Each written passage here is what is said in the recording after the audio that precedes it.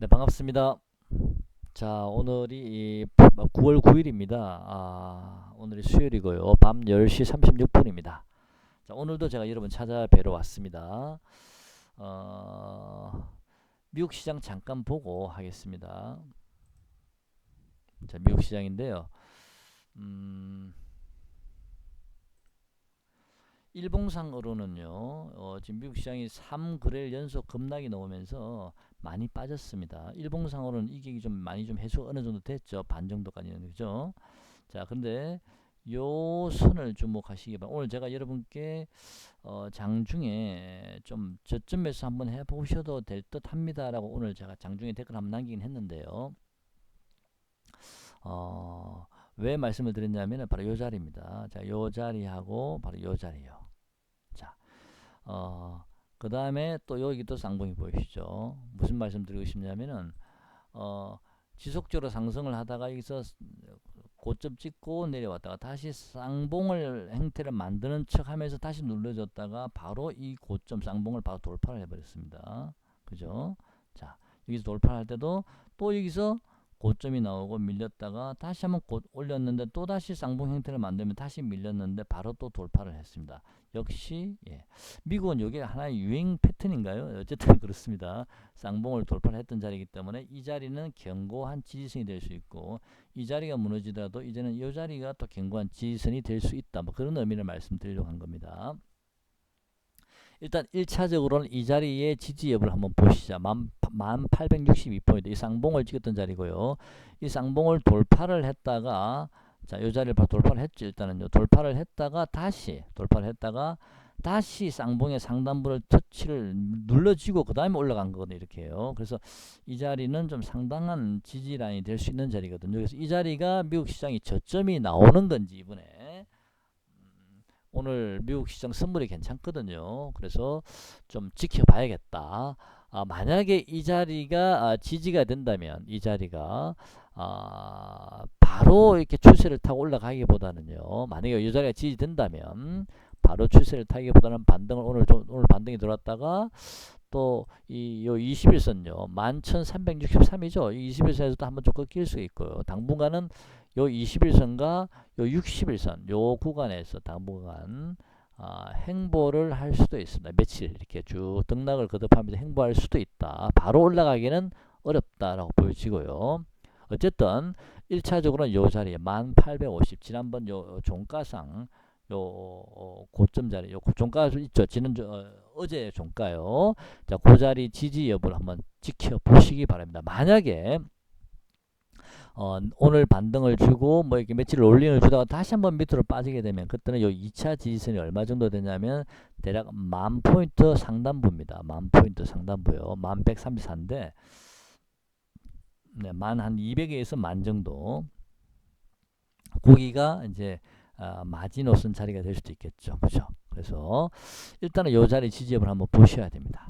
이해가시죠? 그래서 오늘 저녁에 미국 시장은 반등이 들어온다라 보고 있고요. 기술적 반등이라도 일단 들어올 자리죠. 3거래 연속 빠졌으니까 반등이 들어오더라도 제가 보기에는 한계치는 있다. 단기적으로는. 그런 다음에 다시 좀 대밀리게 될 때 오늘 요 지지선을 다시 지지할 수 있는지를 보시라 그런 얘기입니다.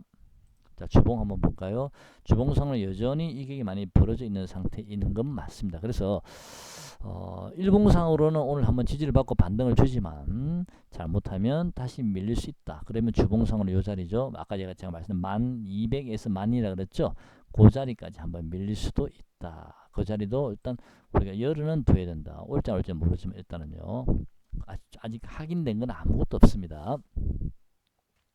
그다음 월봉상으로는 이제 음봉의 캔들이 나왔다. 지금은 9월달에는 조정의 계절이다. 조정의 달이다라고 보시면 되는 거고요. 그 다음에 9월이면 오늘 9월 9일이니까 아직 뭐 9월달에 이 캔들이 완전히 뭐 꼬리를 따고 다시 또 올릴 수 있는 거 아닙니까? 그죠? 아직은 모릅니다. 어쨌든 9월달에 이 음봉이 양봉으로 전환되기는 이제는 쉽지는 않지 않을까? 그죠? 그래서 일단은 좀 조정은 받지만 그 조정의 폭은 일단 5일선 정도는 우선 지지가 돼야 된다. 5일선이 바로 1800 잠깐만요. 나오나 5일선이요? 이거는 5일선이 여기는 안 나오네. 표시가 안 나네요.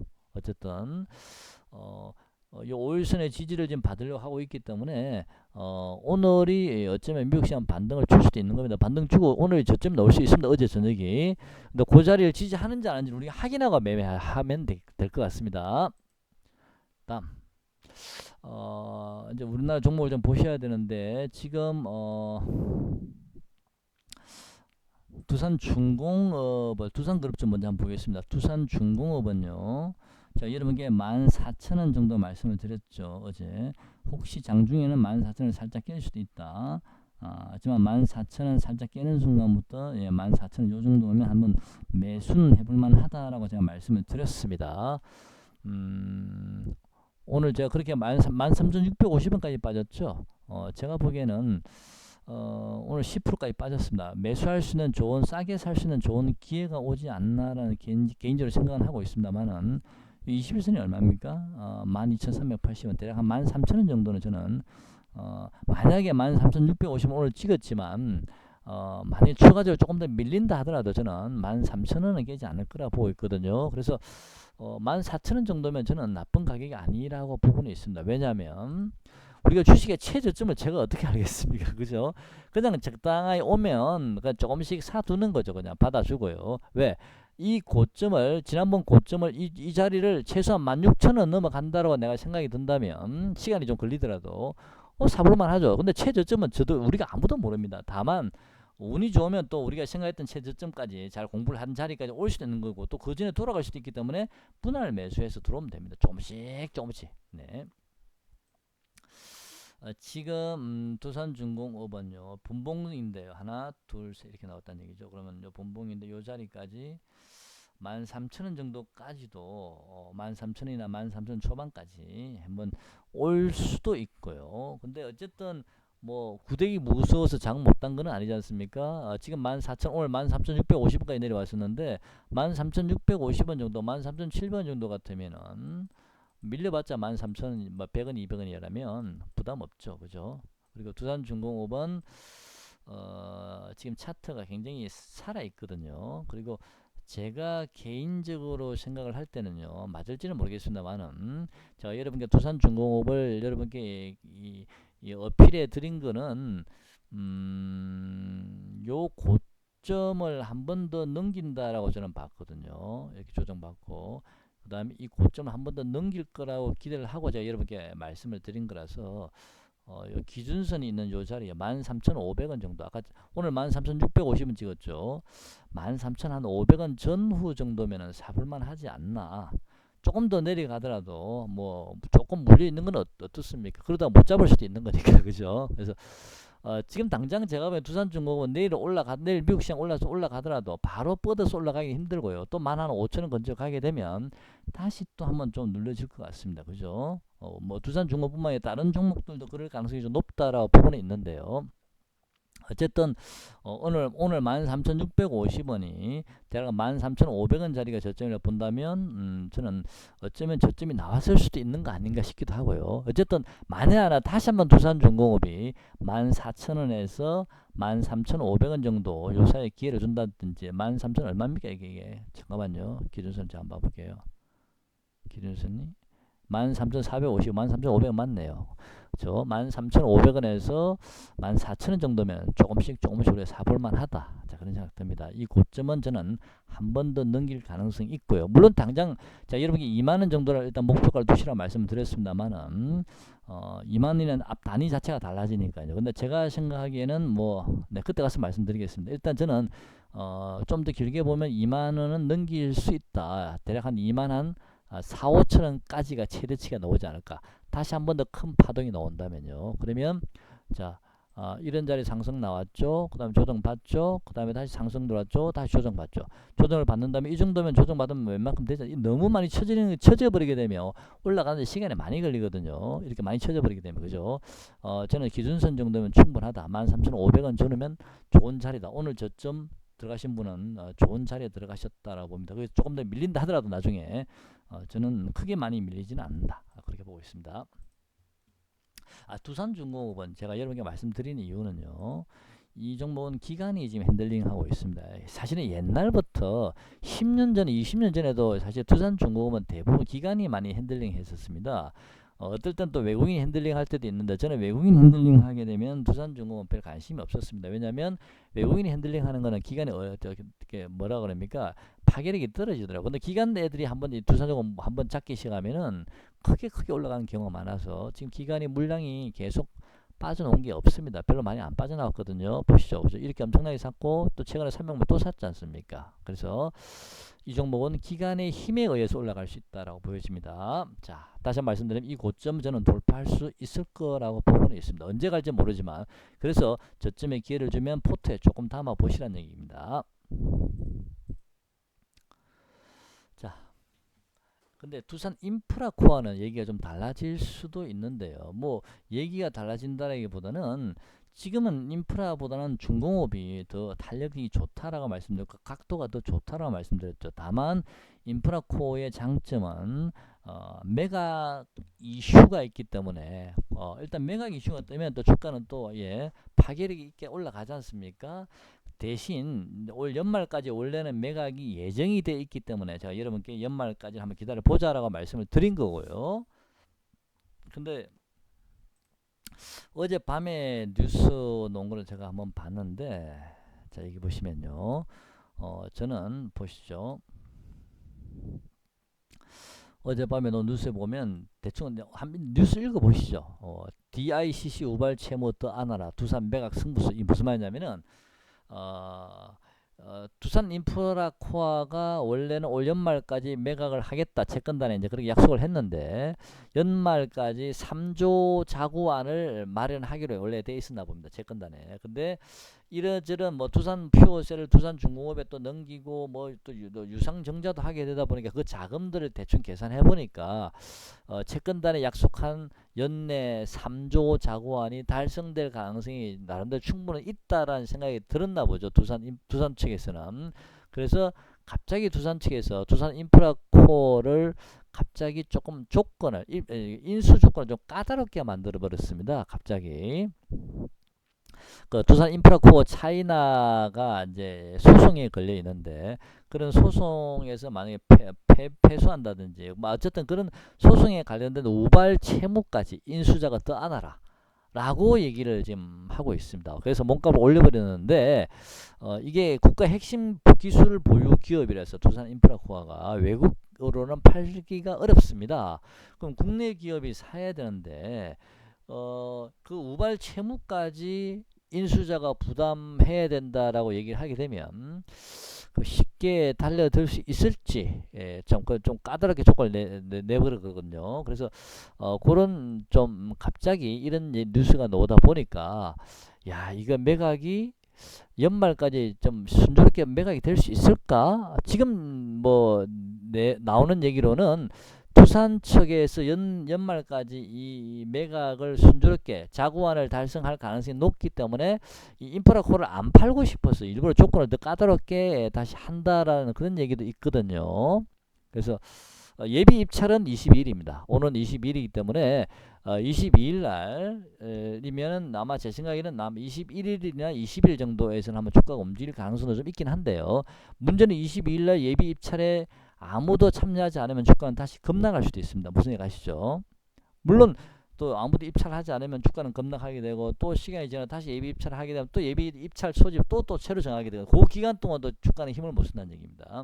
근데 그 예비 입찰에 만약 예를 들어 현대중공업이 예비 입찰을 한다든지 뭐 그런 식의 나와버리면 주가는 다시 좀 급등할 수도 있고요. 그래서 갑자기 우발 채무까지 인수자가 부담하도록 매각 구조를 짰기 때문에 20일 날 오는 예비 입찰 때 누가 들어올 수 있을지 조금 제가 생각했던 방향보다는 조금 좀 약간 핀트가 약간 엇갈린 부분이 있기 때문에 결론적으로 제가 여러분께 좀 말씀을 드리고 싶은 물론 결정은 여러분이 하시는 겁니다. 저도 이 뉴스를 보고 말씀드리는 거고 제가 무슨 뭐 정보가 있는 것도 아니니까요. 그래서 결정은 여러분이 하시지만 만약에 내일이라도 조금 반등을 주면 한번 비중을 줄였으면 좋겠습니다. 아마 여러분 제가 소개시켜 드린 그때 두산 인프라코어 가격이 그날 저녁에 제가 알기로는 대략 그때가 8,200원 정도 종가가 끝났을 때 그때 제가 말씀을 드렸던 것 같은데요.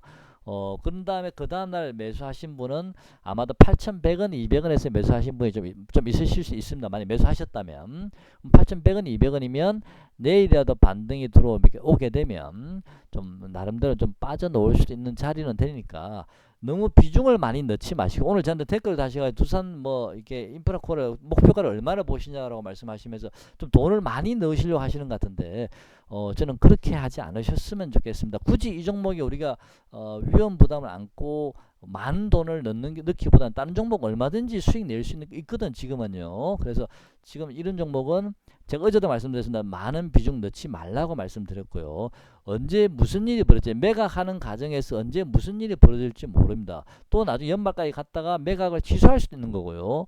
또는 뭐 또 운이 좋으면 또 잘 풀리게 되면 또 현대중공업 이런 회사 또 진입할 수 있는 거고. 그래서 여러 변수들이 많기 때문에 이런 종목에는 너무 많은 돈을 넣지 않았으면 좋겠습니다. 그냥 부담 없이 했으면 좋겠고, 내일 반등을 조금 주면 일단 저는 좀 비중이 많으신 분은 좀 줄였으면 좋겠습니다. 당장 이 종목은 20일 정도까지, 9월 20일 앞으로 한 10일 정도 남았는데요. 그 9월 20일 정도까지는 주가는 움직이지 않거나, 그리고 또 시장이 조정을 받으면 같이 조정받을 가능성도 저는 있다라고 보고 있고요. 그 10일 정도는 앞으로 이 종목은 크게 오르지도 못할 뿐더러 물론 뭐 시장이 좀 빠지면 같이 좀 빨릴 수는 있겠지만, 그 20일 이후에 만약에 입찰이 없다 그러면 그때는 급락할 수도 있습니다. 단기적으로요. 무슨 생각하시죠? 그거 감안하시면서 여러분께서 결정하시기 바랍니다. 저는 여러분께 권해드리고 싶은 것은 비중 많이 넣지 말라. 그리고 내일 반등 주면 비중이 많으시면 좀 줄여라. 아니면 비중을 기존에 좀 적게 있으신 분도 좀 22일까지 기다려 보실 분은 기다려 보시고요. 아니면 좀 더 비중을 더 줄이셔도 됩니다. 다른 종목 살 거 많으니까요. 지금 갑자기 이런 얘기가 나오기 때문에 예비 입찰이 22일날 진행이 되는데 아무도 예비 입찰이라는 건 사실 큰 의미는 없는 거거든요. 그래서 아무도 입찰을 안 할 수도 있습니다. 그러면 또 시장은 단기적으로 한번 확 밀어버릴 수도 있거든요. 예, 그래서 그것도 여러분 감안하셔서 결정하시기 바랍니다. 그리고 두 번째는 이 종목은 현재 수급이요. 외국인들이 최근에 제가 여러분께 어필해 드릴 때는 이때 외국계가 150만 주 들어왔죠. 들어왔는데 그 물량이 빠져나오지 않아서 또다시 70만 주를 샀기 때문에 뭔가 있나라고 했는데, 그 다음날 어제 말씀드렸죠. 생각보다 외국인이 많이 팔았다고 말씀을 드렸는데요. 이 물량이 완전히 다 빠져나온 건 아닌데 지금 100만 주 팔렸지만 100만 주 팔렸지만 아직도 한 70만 주, 80만 주 정도는 가지고 있거든요. 7, 80만 주 정도 하루 만에 팔 수 있는 물량이기 때문에 오늘 미국 시장이 좋지 않습니까? 선물도 괜찮고 내일은 반등이 예상이 되는데, 반등을 줄 때 이 종목도 같이 반등을 주겠죠. 주는데 제가 보기엔 반등은 크지는 않을 거라 봅니다. 그 반등을 줄 때 좀 프로그램 장중에 프로그램 우리 물량은 우리가 볼 수 있거든요. 프로그램이 매도가 나온다는 얘기는 기관이나 외국인 둘 중에 누가 판다는 얘기거든요. 그러면 장초에 프로그램 매도가 나오면 그때는 좀 반등 시 한번 물량을 좀 줄여 보시기 바랍니다. 만약 프로그램 매수가 강력하게 들어오면 얘기가 달라지겠지만 지금으로서는 제가 보기엔 그럴 가능성은 별로 없어 보이거든요. 그래서 내일 반등 주면 비중 줄이실 분들 좀 줄여 놓으시고 기다려 보시라. 자, 그런 말씀 드리고 싶습니다. 자, 두산그룹주에 대해서 제가 집중적으로 한번 좀 말씀을 드려봤습니다. 제 나름대로는. 자, 다시 한번 말씀드립니다. 두산중도 네, 13,500원 정도, 오늘 저점 13,650원 이런 자리 들어오면 좀 포트에 조금 넣어 보시기 바랍니다. 조금만요. 다른 종목도 살 거 많지 않습니까? 네, 몰빵하지 마시고요, 제발요. 자, 그 다음에 제가 전기차주 한번 봐야 되겠죠. 자, 여러분 전기차주 한번 같이 보겠습니다. 전기차주는 아직 제가 말씀드린 가격까지 안 왔습니다. 삼성 SDI 한번 볼까요? 전기차주요. 삼성 SDI도 하나, 둘, 요 정도면은 좀 반등은 들어올 수 있는 자리이긴 맞는데요. 이 자리가 저점인가? 저는 아직은 저점이 아닐 거라 보고 있는데, 아직은, 네네. 네, 아직은 저는 좀 지켜봐야 된다. 이미 11선도 살짝 꺾였거든요. 그래서 지금 당장 이걸 치고 올라가기 힘듭니다. 그래서 조금 더 9월 중순에 제가 테슬라 배터리 데이도 있고, 또 뭐 테슬라가 그동안 많이 빠지기도 오늘은 좀 반등을 좀 주겠지만요. 전기차주는 우리가 가장 늦게 매수해야 될 그런 섹터라고 보시면 되고, 끝까지 한번 지켜보시죠. 제가 말씀드린 가격까지 올 때까지요. 조금 더 기다려 보시죠. 돌아서면 바로 따라가면 되니까요. 에코프로비엠. 자, 14만원 아직 안 왔습니다. 14만 4천원까지 왔네요. 오늘요. 하나 둘 반등 주고, 자 14만원인데 9월 중순까지는 조금 지켜보시죠. 지금 외국계에서는 조금씩 들어올까 말까 지금 고민하고 있는 것 같은데 기간은 여전히 밀고 있고요. 밑으로요. 지금 21선 꺾였기 때문에 이렇게 꺾인 상태에서 바로 못 갑니다. 종가상으로는요. 그래서 조금 더 기다려 보시죠. 14만원 정도 오면 그때부터 분할 매수 하시기 바랍니다. 물론 내일은 반등이 들어올 수도 있겠네요. 내일 반등 설마 세게 들어오진 않겠죠. 그 LNF도 아직 제가 말씀드린 가격이 안 왔는데 제가 말씀드린 가격 너무 제가 강조를 많이 해서 중간에 혹시 좀 돌아서 버릴까봐 사실 겁납니다. 나중에 무슨 내가 원망을 들을까 싶은 생각이 드는데 이 저점 한 번에 깬다 그랬지. LNF도 아직 깨지는 않았거든요. 21% 꺾였기 때문에 조금 더 기다려 보시죠. 수급 한번 볼까요? 예, 아직은 수급도 들어오지 않았거든요. 예, 그래서 전기차주는 조금 더 기다려 보겠습니다. 내일 미국장 반등하면 우리나라 반등이 들어올 텐데 전기차주도 반등이 좀 들어오겠죠. 하지만 반등이 제일 약할 가능성이 많습니다. 다른 종목들에 비해서 전기차주는요. 그런 다음에 다시 눌러지게 되면 또 더 빠질 수도 있으니까 조금만 더 기다려 보시죠. 예. 파마 리서치 프로덕트 계속 말씀드린 종목인데 지난번에 여기서 제가 이 65,000원을 기다리고 있었는데 65,000원 정도 오고 6만 한 2, 3천원 정도 말씀드렸는데 갑자기 올라버리더라고요. 그래서 포기하고 그냥 안 사버렸는데 다시 65,000원 근처까지 내려왔습니다. 결국엔 오네요. 자, 65,000원이지만 지금은 들어가기엔 좀 애매합니다. 제가 보기엔 요 자리까지요. 종가가 얼마죠? 61,200원이니까 대략 62,000원 정도 전후까지 한번 더 기다려 보시죠. 요거는 외국계에서 관리합니다. 조금 매수하려고 그러는데 좀 기다려 보시죠. 일단 65,000원을 살짝 깨는 모양이 한번 나왔으면 좋겠습니다. 저는 요 자리가 얼마죠? 이게 종가가 63,300원 63,300원 정도에서 62,000원 정도 63,300원 정도 요 정도면 괜찮은 자리 같습니다. 한번 관심 가져보시고요. 그 가격 오기 전까지는 조금 기다려 보시죠. 바로 요 자리인데요. 62,990, 63,000원 정도 되는 자리거든요. 네, 요 자리까지 한번 기다려 보시기 바랍니다. 바로 이 종목도 바로 못 갑니다. 자, 내일 반등은 좀 줄 수 있겠지만요. 한온 시스템. 자, 요거는 수소차에 들어간다고 봐야 되나요? 물론 전기차도 해당이 되긴 하는데요. 어쨌든 이 종목 한번 보겠습니다. 역시 수급이 아직 완전히 돌아오지는 않았습니다. 완전히 돌아오지는 않았는데 이 종목도 저는 관심이 상당히 많습니다. 제가 지난번에 이 종목은 11,500원 정도 오면 참 좋겠다라고 말씀드렸는데 제가 너무 도둑놈 심보인가요? 너무 도둑놈 심보인지는 모르겠습니다. 그래도 기다리겠습니다. 하나 둘 11,600원 정도. 만약에 이 종목도 12,000원 정도 오면요. 12,000원 정도 어디죠? 12,000원 정도. 예, 이 정도거든요. 12,000원이면은 지난주 금요일날 시가 근처고요. 오늘도 저점 근처가 12,000원 조금 위에거든요. 그래서 이 종목도 그래도 역시 이익이 많이 벌어져 있기 때문에 바로 가기는 힘들지 않을까. 조금 기다려 보시죠. 이 종목도요. 그냥 11,500원 정도까지 한번 기다려 보시죠. 조금만 더 기다려 보겠습니다. 관망하시면서요. 이렇게 해서 만약에 이 11선 있죠. 20, 요 선을 만약에 강력히 뚫어버리면 그때 얘기 달라집니다. 그때는 얘기 달라집니다. 그때는요. 그리고 장중에 프로그램 동향을 보시면서 프로그램이 매수로 강력하게 들어오면서 이걸 뚫어버리면 추세 전환일 가능성이 많은데 어쨌든 지금은 지켜보시죠. 조금 더요. 조금 더요. 얼마 남지 않았을 수도 있고 조금 더요. 그렇지만 시장이 또 무슨 일이 벌어질지 우리가 어떻게 알겠습니까? 좀 기다려 볼게요. 자, 포스코 케미칼이라는 종목도 역시 전기차인데 한번 요 종목은 제가 왜 들고 왔냐면 사실한 뜻보다는 차트를 보니까 좀 비교적 선명하게 좀 나와 있다라는 느낌이 들어서 한번 가져와 봤는데요. 지금 요 종목도 포스코 케미칼 제가 82,500원 정도 82,500원이면 대략 한 400원 정도니까 한 4, 5% 정도 그 정도 4, 5% 정도 한 4% 정도만 더 하락을 하면 거의 저점이 나오지 않을까라고 저는 요 자리는 지지가 될 수 있지 않을까. 82,500원 정도. 이거는 제가 굉장히 보수적으로 본 겁니다. 그 전에 돌아설 수도 있습니다. 그건 제 잘 모릅니다. 일단 기다려 보시죠. 요 자리요. 포스코케미칼. 자, 포스코케미칼요. 네. 왜냐하면 지금은 5일선이 꺾였거든요. 이평선이 밀집되면서 이 밀집된 이평선을 지금 밑에서 놀고 있기 때문에 지금 무리하게 들어갈 필요 없습니다.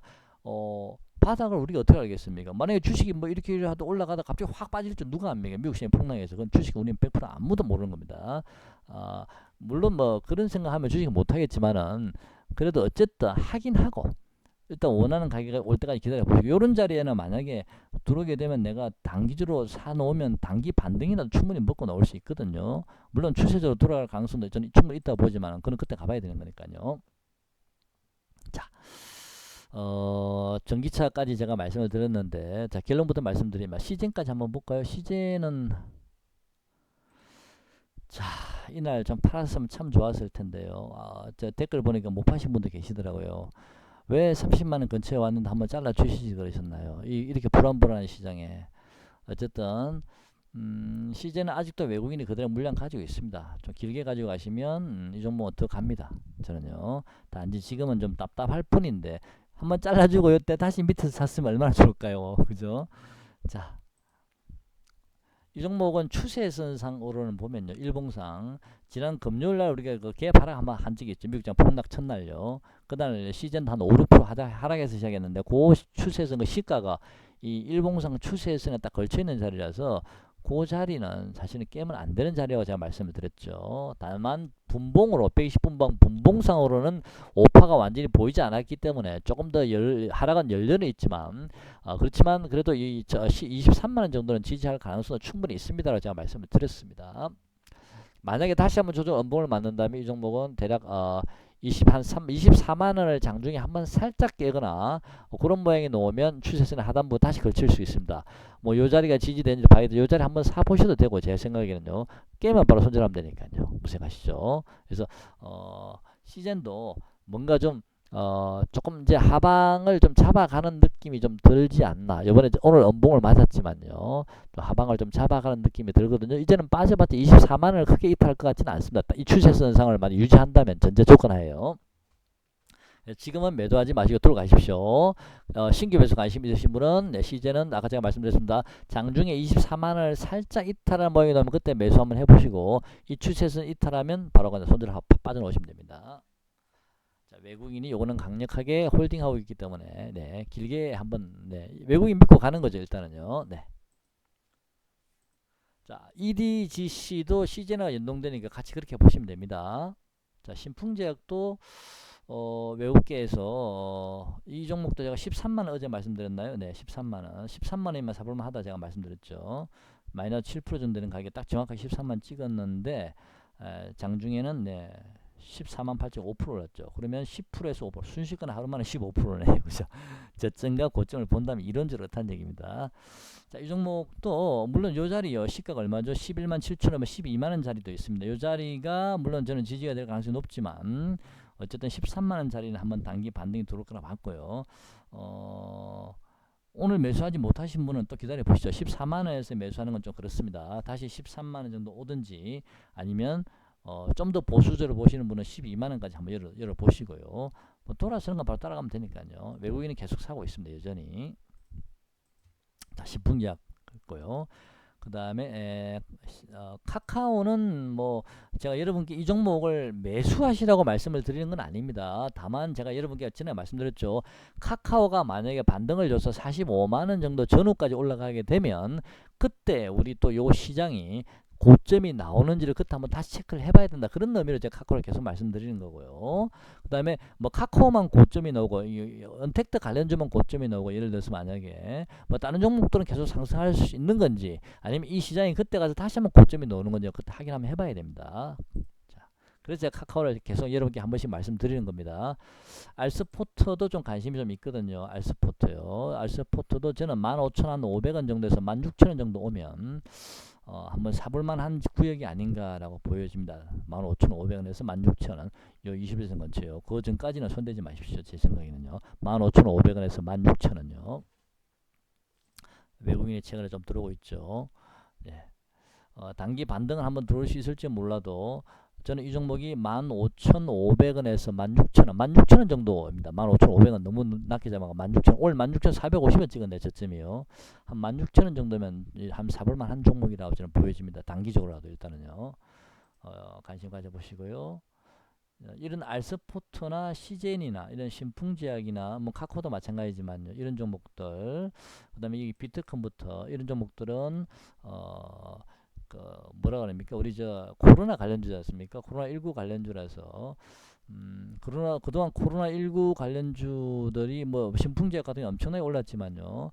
충분히 저는 코로나19 관련주도 나름대로 좀 보시죠. 비트컴부터도 좀 일어나 봤고요. 그 다음에 다른 종목 한번 볼까요? 좀 시즌도 마찬가지고 충분히 저는 이렇게 롤링을 주면서 좀 행보하고 있다? 뭐 아니면 에너지를 모으고 있다? 아직은 아니지만 좀 그런 생각도 좀 들고 있기 때문에 우리가 코로나 관련주가 빠지면 다른 섹터가 올라간다. 뭐 그렇게 너무 이게 이게 보지 마시고요. 코로나 섹터가 한번 또 움직이게 되면 또 다른 섹터가 좀 죽고 또 다른 섹터가 올라가면 코로나 섹터도 한번 또 눌러지고 뭐 그런 식으로 서로 교차해 가면서 저는 목표가를 향해서 가고 있다라고 보고는 있거든요. 그래서 너무 지수가 빠지면 코로나는 반드시 올라가야 돼. 뭐 그렇게 보시지도 그렇게 보지 않았으면 좋겠습니다. 그래서 어쨌든 코로나 관련주 요 섹터들 제가 이제 몇 개 말씀드려봤죠. 시젠 뭐 이런 신풍제약, 그다음에 제가 조금 전에 알스포터 말씀드렸고요.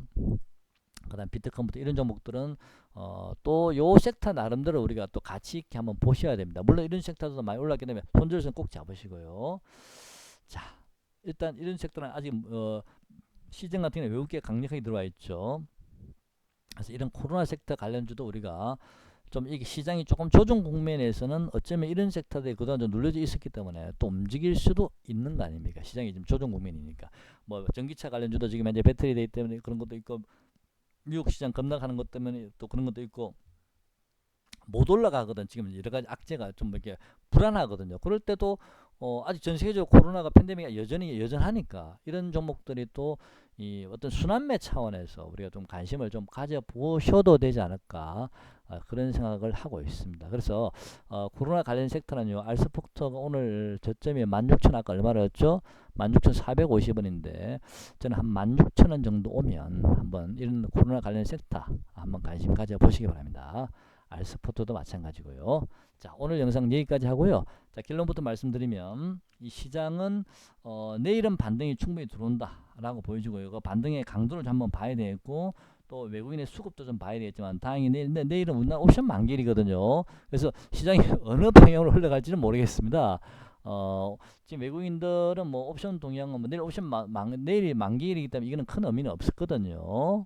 근데 일단 현물은 계속 팔고는 있습니다만 선물은도 사고 있지만 현물은 많이 팔고 있기 때문에 당분간 좀 조심하자. 그리고 주식을 매수할 때는 오늘 매수하신 분들이 또 내일 반등을 주면 또 적당한 지점에서 비중 조절 조금 해가면서 하시면 되고요.